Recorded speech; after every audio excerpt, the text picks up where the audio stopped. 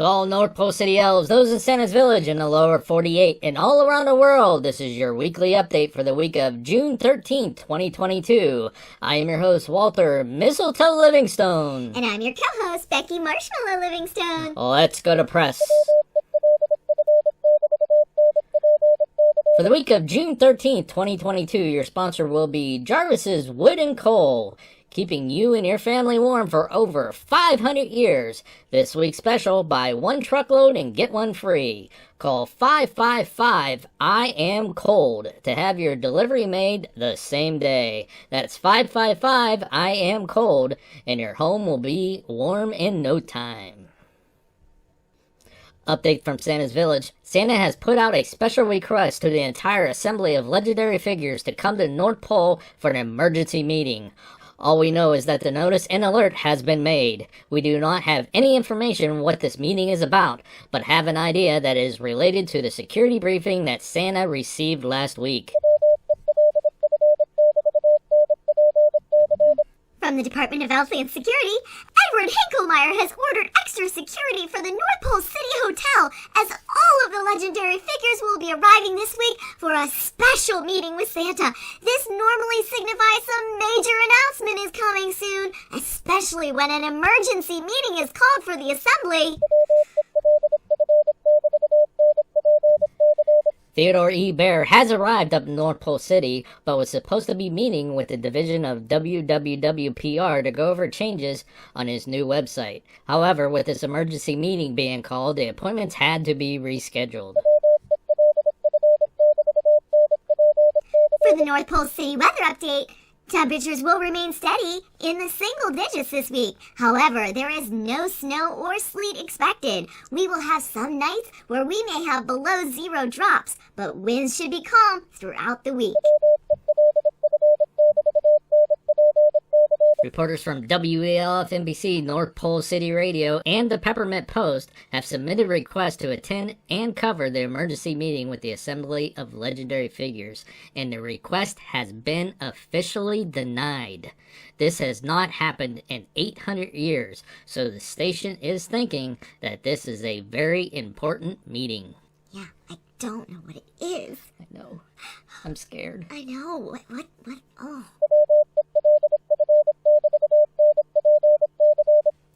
For this week in Elf history, we're going to talk about roller coasters. It was on June 16th of 1884 when the first roller coaster in America opened at Coney Island in Brooklyn, New York. The roller coaster was known as a switchback railway. It was invented by Lamarcus Thompson. The switchback railway coaster was a 1-minute ride that traveled approximately 6 miles per hour and cost a nickel to ride. The ride spanned 600 feet and was 50 feet high. Quite unlike today's coasters, though, the switchback did not make a round-trip loop. Instead, passengers exited at the end of the track. The switchback railway consisted of 2 parallel wooden tracks that descended in opposite directions. The ride became so popular that it brought in an average of $600 per day, paying for itself within 3 weeks. Was it really the first roller coaster in America, though? In reality, no. It was just the first roller coaster in America that was designed for entertainment purposes. Thompson was inspired by the Mauch-Chunk Gravity Railway, a 9-mile downhill railway in Pennsylvania that was designed to carry coal out of the mountains. Hey, I wonder if the guys down at the thing, should you start looking at that over there at the magical... No, okay. In fact, that was really the first roller coaster, as eventually they did allow passengers to ride on it in 1873 for amusement, after it sat idle for several months once an easier tunnel was built to move the coal. Thompson was not even the first to patent a roller coaster-like item, though. For example, in 1869, De Bodisco and De Riviera patented the artificial sliding hill, and in 1878, Richard Nunston had patented the improvement in inclined railways. Thompson's first design of the passenger cars for the ride had the seats facing backwards instead of forwards, too. On the original runs of the roller coaster, the passengers sat sideways and went up and down the wooden hills. Changes were later made for more practical, forward-facing cars that could fit more passengers. And eventually, the track design was replaced as well, becoming a complete circuit which made the rides more efficient. The new entertainment was an instant success, and by the turn of the century, there were hundreds of roller coasters around the country. Roller coasters and amusement parks, however, experienced a decline during the Great Depression and World War II, when Americans had less cash to spend on entertainment.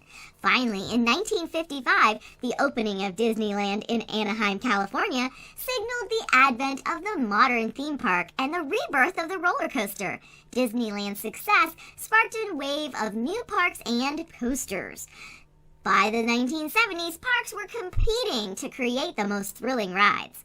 Coney Island is still home to the Cyclone, a wooden coaster that made its debut in 1927. It's capable of speeds of 60 miles per hour and has an 85-foot drop. The Cyclone is one of the country's oldest coasters in operation today. If you want to try out the oldest, though, travel to Lakemont Park, Altoona, Pennsylvania, and take a ride on the Leap the Dips, which is the world's oldest operating roller coaster. Built in 1902 by designer Edward Joy Morris, it has an average speed of 10 miles per hour and was nearly demolished in 1986 before being refurbished and reopened in 1999. Today, it is a National Historic Landmark, but it still doesn't have seatbelts, or lap bars, or headrests. It is also the only side friction coaster left in North America, which means it doesn't have the extra set of wheels under the track. The North Pole City Commerce Association will be postponing this week's breakfast meet and greet that was scheduled for the ballroom of the North Pole City Hotel. The meeting will be held next week as scheduled in Mrs. Claus's kitchen. The association apologizes for the late notice of this announcement. The North Pole City Council has asked that all road crews working on the street and sidewalk replacement project to put their project on hold this week and help out with any crowd control needed around North Pole City Hotel. When a full legendary figure meeting is scheduled, traffic and elf traffic around the hotel can become pretty intense. Yeah, it sure can, can't it, Walter? I'm staying away. Yeah, I'm going to try to get some information. Of course you are. Yeah. Anyways, as I was saying, it can become pretty intense as everyone is trying to get a glimpse or spend some time with some of those legendary figures. All are asked to stay away from the hotel if possible to help keep some of the traffic down.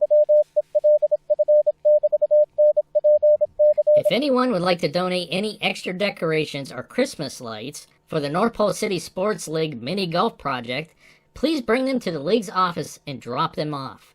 They have estimated that they are going to need about 8 billion Christmas lights to light up the entire course. So if you have any extra laying around, they would love to have them. In light of the emergency meeting being called with the assembly of legendary figures, all community events that were scheduled around City Center and Santa's Village have been postponed, with the exception of the Yeardley Family Community Picnic that is still being held within the Yeardley Elf Village at the end of Noel Street.